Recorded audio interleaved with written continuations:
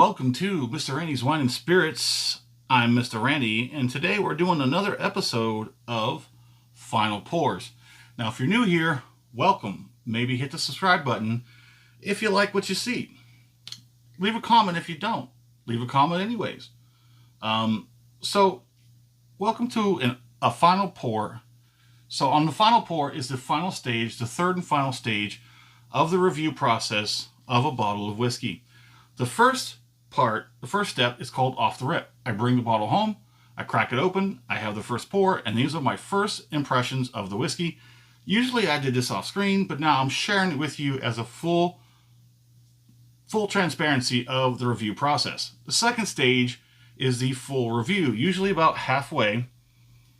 That gives me enough time to get to know the whiskey and get some information built up on it so that I can share that information with you. Third and final stage is where we're at right now, the final pour. So let's go ahead and let's get the final pour of the, Jack Daniel's Single Barrel Rye. It is 47%. Now I found this to be a relatively nice rye. And also keep in mind that this is just, don't think about it, just empty it. This is it. This is the final pour. After this, it's going in the recycling bin. That is a relatively deep gold color. That's probably a golden brown, probably close to a copper. That's creek water, my friends. That is creek water right there. That is beautiful creek water. Now, ryes, I've never known a rye to have, this is my fourth or fifth rye, never known it to have a very heavy viscosity. The nose is still holding up. I gotta say, that's probably, this is probably the first bottle in a long line that the nose has really held up. It's a very sweet, there's something in it that's like, I don't want to say like it's candy, some kind of sweet candy, like a high fructose syrup packed diabetes. It's very nice. The nose has always been nice on this for the through and through. So let's get on the palate.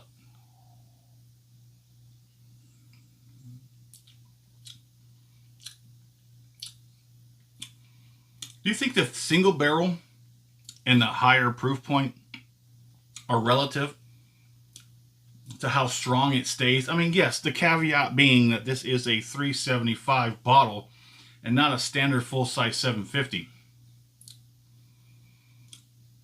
I'm pretty sure that it can be scaled, but I've never actually put that to the test and done the science and the math. But so far, these 375 bottles usually never last that long. Nowhere near quite as long as the 750s.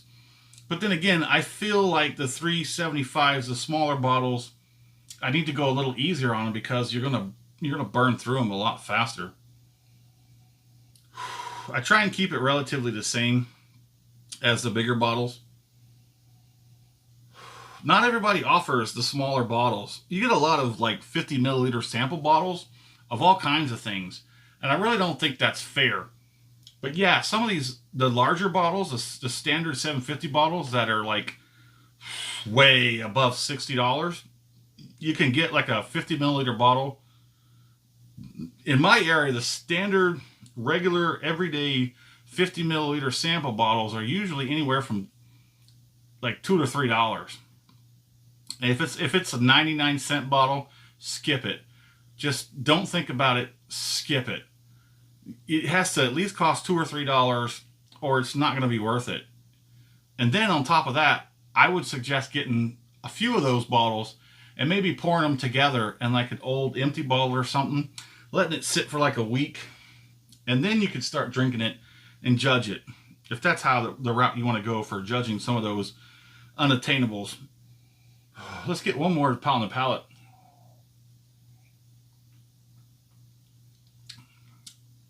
Yeah, grassy, vegetal notes. But is that mint still there? Yes, it is. That mint is still there. It's not as pronounced as on the full review, about halfway through the bottle, that mint note comes on the end of the palate. It comes on the very end of it, and it's mint. Let's get a finish on this.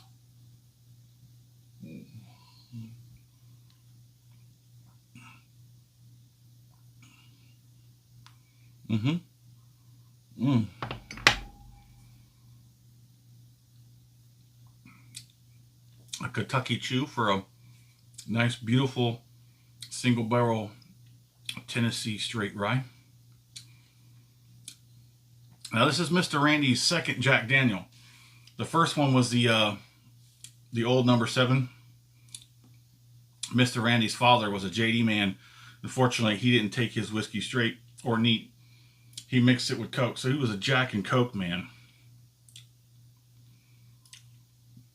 Unfortunately, I didn't get to try the Jack Daniels with the Jack and Coke, because when I had a sample of the Jack, there was no Coke. So it was just the JD straight. So the finish is very nice. There's some mint and grassiness on the back end. There's not a whole lot of tingle. It's really on like the top and the back of the tongue. And the cheeks. Now the cheeks are starting to get a little numb. Those are kind of nice. Trying to wake them up. That's just like on the palate, on the finish, as in the full review. So, does this bottle or whiskey, does this whiskey hold up on the final pour as it does on the first pour? It seems like maybe the volume was turned down a notch or two, but everything is still there, just turned down slightly. I mean, given the fact that over time, a couple of weeks, it's been able to oxidize slowly over time. Yeah, it's like very grassy with a little bit of mint. It's very nice. Thank you, Jack Daniels. I appreciate this one. Let us know in the comments what you think about the Jack Daniels Single Barrel Rye. Did you like it? Have you tried it? Let us know. And as always, thanks for stopping by here at Mr. Randy's Wine and Spirits. I am Mr. Randy. You have a good one.